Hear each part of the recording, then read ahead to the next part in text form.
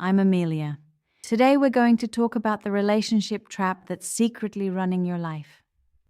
So, let's talk about that feeling of being stuck in a loop. That feeling that you and your partner are having the same exact fight over and over again, just with different details. One of you always feels like the one who is wronged, misunderstood, and helpless. The other often feels like the critical, angry, and blaming one. Maybe there's even a friend or family member who you always call afterwards to complain to, the one who tries to save you from your difficult partner. It feels chaotic and exhausting, but what if I told you it's not chaotic at all? What if it's a perfectly scripted, predictable play, and you have been cast in a role without ever seeing the script? What if I told you that you are likely caught in one of the most powerful and destructive hidden scripts in human relationships?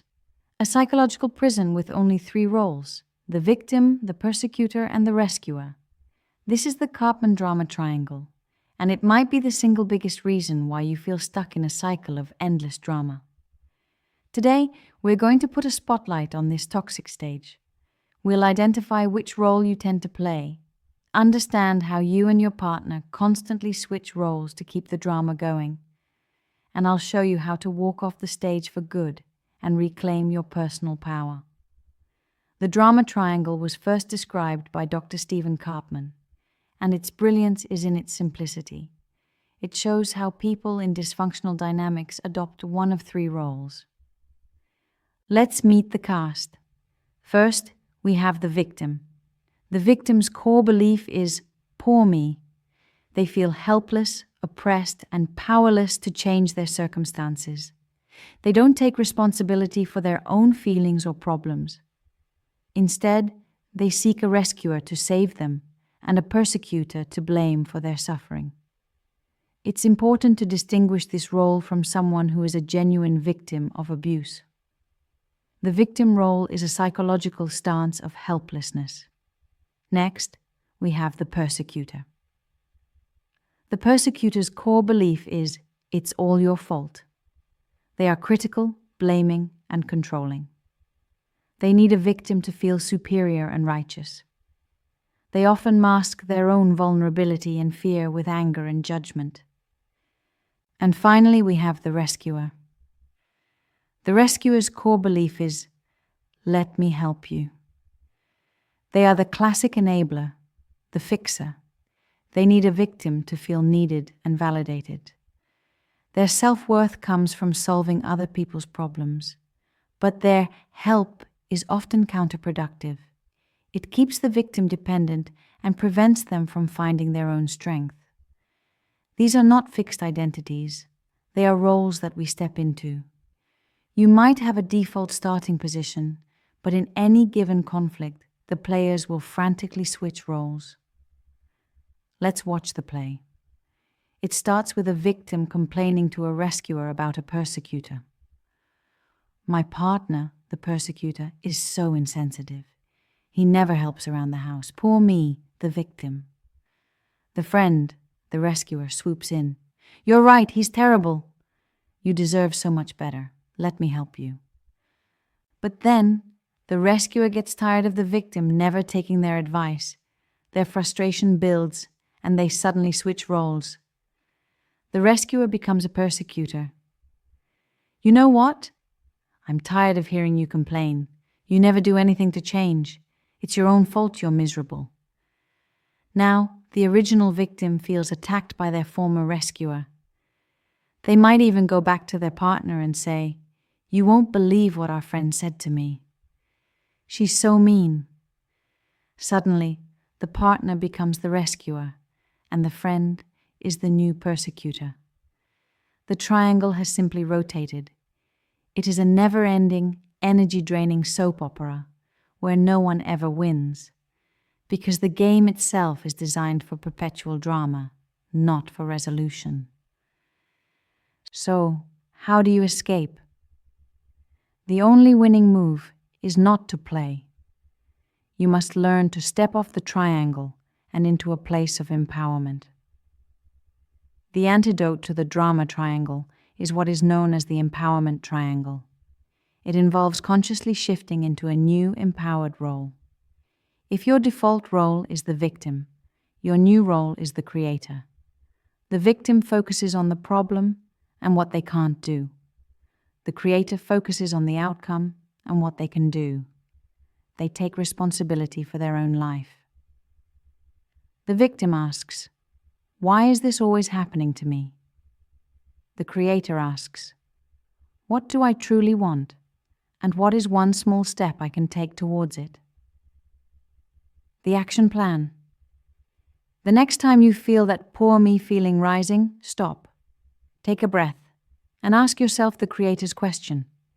Instead of complaining about your partner, ask yourself what you truly want in the relationship and what one request you could make to move towards that vision. You shift from a powerless state to a creative one. If your default role is the persecutor, your new role is the challenger. The persecutor blames and attacks, which forces people into a defensive crouch. The challenger holds people accountable with firm, clear, but compassionate boundaries. They challenge others to step up. The persecutor says, "You always mess everything up. It's all your fault." The challenger says, "I trust you to handle this. I know you are capable of finding a solution." The action plan. The next time you feel the urge to blame, pause. Separate the person from the behavior. Instead of attacking their character, challenge them to be better, while expressing your faith in their ability to do so. You shift from making them wrong to calling them to be strong. And if your default role is the rescuer, your new role is the coach. The rescuer gives people the fish, creating dependency. The coach teaches them how to fish, fostering capability. The rescuer jumps in to solve the problem, robbing the other person of their power. The coach asks questions that help them find their own solution. The rescuer says, "Here, let me do it for you." The coach asks, "That sounds really tough. What do you think you could do about it?" The action plan. The next time someone comes to you to be rescued, resist the urge to fix it. See their strength even when they can't see it themselves. Ask empowering, open-ended questions. What have you tried so far? What is one option you haven't considered? You shift from being the hero of their story to being the wise guide who helps them become the hero of their own.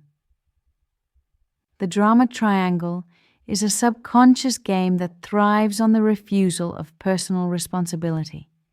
It's a powerful addiction to adrenaline, sympathy, and self-righteousness. But it's a game where every player ultimately loses, trapped in a cycle of pain and frustration. Each role in the drama triangle offers a temporary illusion of control, but in reality it locks you into a script that isn't truly yours. The victim feels powerless, the rescuer needs to be needed, and the persecutor thrives on blame. Switching between these roles keeps the drama alive, but prevents authentic growth, intimacy, and freedom. The only way out is to step off the triangle completely. You cannot force your partner to step off the triangle. You can only make the choice for yourself. But here is the magic. The triangle requires 3 players to exist. The moment you refuse to play your designated role, the moment the victim takes responsibility, the persecutor shows compassion, or the rescuer stops fixing, the entire drama collapses. You are not a character in a pre-written play. You are the author of your own life. It's time to write a new script, one that is based on empowerment, responsibility, and authentic connection.